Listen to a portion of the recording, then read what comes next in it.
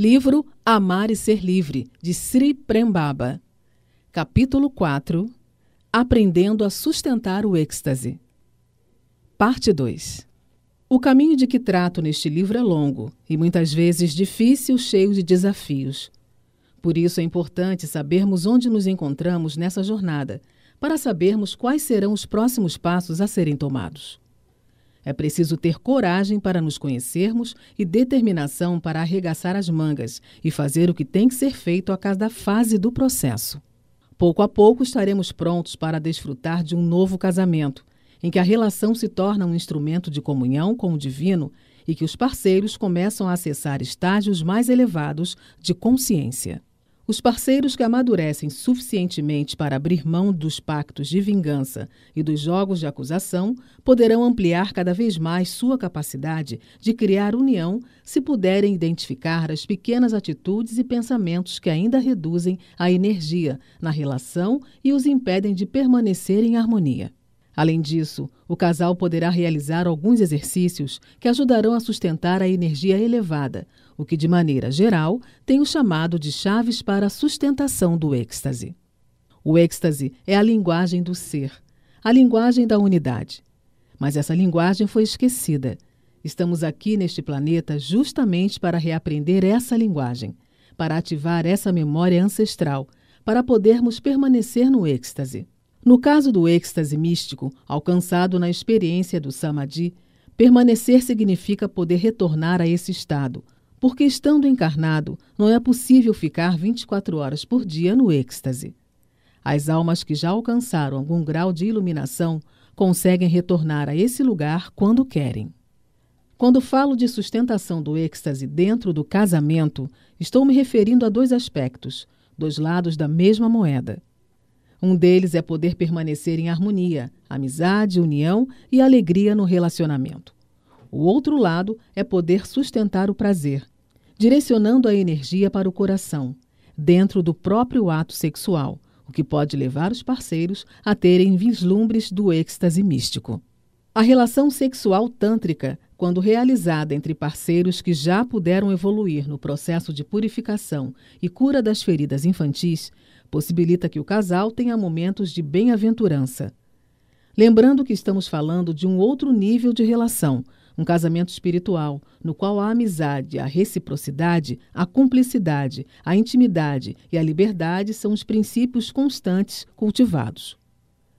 Num encontro como esse, o ato sexual se torna um ritual sagrado, uma prece ao divino, uma forma de experiência à unidade através da fusão do feminino com o masculino. Estamos falando de um encontro entre dois centros, não de um encontro superficial entre dois corpos. Este é um fenômeno muito precioso e profundo, que deve ser reconhecido como tal. Nossa cultura, ao mesmo tempo, reprime e banaliza o sexo, uma postura esquizofrênica, que resulta nas mais diversas perversões e transforma a sexualidade em um produto a ser consumido em larga escala. Porém, não estou me referindo a esse tipo de sexo. Estou falando de um poderoso instrumento, um veículo da graça divina, uma porta para mundos superiores, capaz de transportar os amantes para estados elevados da consciência. Mas a sacralidade desse ato só pode ser reconhecida quando o amor já está desperto em algum grau. Para os casais que buscam ampliar o prazer e sustentar a vibração energética elevada durante o sexo, algumas dicas ou chaves podem ser de grande valia. A primeira delas é a constância na presença. O êxtase só pode se manifestar no agora, por isso o encontro sexual deve ocorrer sempre a partir da presença. Isso significa que deve haver integridade ou totalidade na ação. Estar com mente, corpo e alma imersos no momento do encontro. A partir dessa presença, ambos se permitem observar e sentir a energia que circula entre eles de forma relaxada, sem querer dominar, controlar ou chegar a algum lugar. Aqui entra outra importante chave, a renúncia das expectativas. É preciso aprender a navegar na sabedoria da incerteza. Isso significa não imaginar ou se prender a um desfecho determinado para as situações. Quando não espera que as coisas aconteçam de uma certa maneira, você se abre para o campo das infinitas possibilidades. Essa chave é muito importante porque nos liberta da necessidade de ter que chegar a algum lugar dentro do relacionamento, especialmente dentro do ato sexual. Porque existe uma crença, um condicionamento profundamente arraigado, de que é obrigatório chegar ao orgasmo. Isso naturalmente gera uma ansiedade e uma pressa em alcançar o ápice da excitação, até o ponto em que não é mais possível voltar, em que é inevitável a explosão da energia através do orgasmo. Muitos, inclusive, se sentem frustrados por não conseguirem chegar ao orgasmo com facilidade. Sem nos aprofundarmos nesse aspecto, sugiro ao casal que está buscando viver uma experiência tântrica que procure se libertar desta meta estipulada pela mente coletiva, que é a necessidade de terminar o ato sexual com um orgasmo. Estando presentes, abertos, atentos aos sinais que se manifestam na interação de energia entre os dois e, principalmente, livres da obrigação do orgasmo, é possível perceber que a Kundalini cresce e oscila, sobe e desce. O fogo aumenta e diminui até que um outro tipo de êxtase, um outro tipo de orgasmo possa se manifestar. Um orgasmo sutil, interno, sem ejaculação, no qual não há perda de energia. Não há ejaculação, mas ocorre um orgasmo. O ego sai de cena, a mente silencia.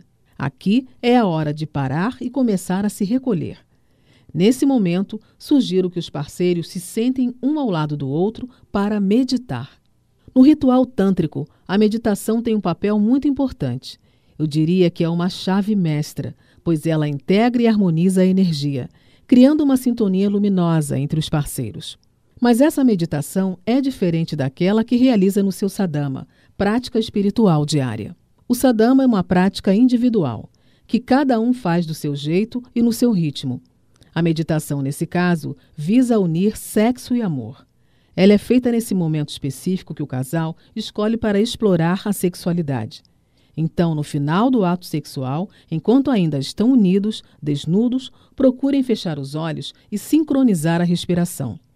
Aos poucos, a energia vai se recolhendo dentro de cada um e, lentamente, vocês se preparam para sentar e meditar por um período. O tempo dessa meditação não precisa ser determinado.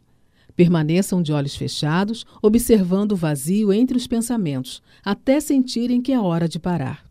Ainda nesse assunto, 2 pontos precisam ser levados em consideração. Quando você inicia esse estudo, essa experiência tântrica com o seu parceiro, esteja atento para as armadilhas do ego. Uma delas é a tendência de cair na indulgência, compulsão ou exagero. Você dedica um tempo para a sexualidade e para o relacionamento, mas reserva também um tempo para si. Até mesmo para essa prática sem orgasmo ou ejaculação, deve ser estipulado um período ou uma frequência. Talvez uma vez por semana seja um bom começo. Sinto que isso é importante, porque é fácil se perder. É possível estabelecer limites e metas. De qualquer maneira, mesmo dentro dessas metas acordadas e estabelecidas entre os parceiros, você segue buscando o relaxamento e a espontaneidade. Esse é um sábio encontro entre o yoga e o tantra. Outra questão a ser observada em relação a essa prática na qual você busca chegar ao pico do prazer sem ejacular é a tendência de cair na armadilha da culpa. Muitas vezes, realmente, não é possível chegar a esse ponto sem consumar o orgasmo. Isso é perfeitamente normal, não se culpe. Considere o orgasmo como um puja, uma oferenda, para o masculino ou para o feminino, e recomece a prática no dia seguinte. A liberdade de amar. Aqui chegamos ao fim deste estudo, em que tivemos a chance de conhecer e compreender mais profundamente os relacionamentos. Eu sinto que se você foi tocado a ponto de pelo menos se abrir para a compreensão da sacralidade desse instrumento divino, divino porque, como pudemos ver, é instrumento de ascensão e liberação. Isso é uma grande vitória, porque a partir desse reconhecimento, um templo é criado dentro de você. Um templo de amor, em que a relação sexual é sagrada, no qual você entra em silêncio e respeito. Se essa semente foi plantada, jamais você verá o sexo e o relacionamento da mesma maneira que via antes. Esse livro é uma das sementes que estou plantando no mundo como um instinto de despertar o amor. É o amor resgatando a si mesmo. A partir desse conhecimento, encontramos meios e formas para realizar essa tarefa, que em última instância é a nossa missão na Terra. Se existe um remédio para esse mundo, esse remédio é a compaixão. E a compaixão é um transbordamento do amor. O amor é uma flor, é a compaixão em perfume dessa flor. E a semente da flor é o sexo. E essa semente está contaminada pelo ódio e pelo medo. A flor do amor jamais poderá desabrochar. Em muitos lugares por onde passo, quer que seja no Oriente ou no Ocidente, tenho visto a angústia das pessoas por conta desses temas ligados ao relacionamento. É muito urgente e necessário iluminar tais questões. Se nossa intenção é despertar o amor e estimular a cultura da paz e prosperidade, precisamos ressignificar o casamento e a sexualidade.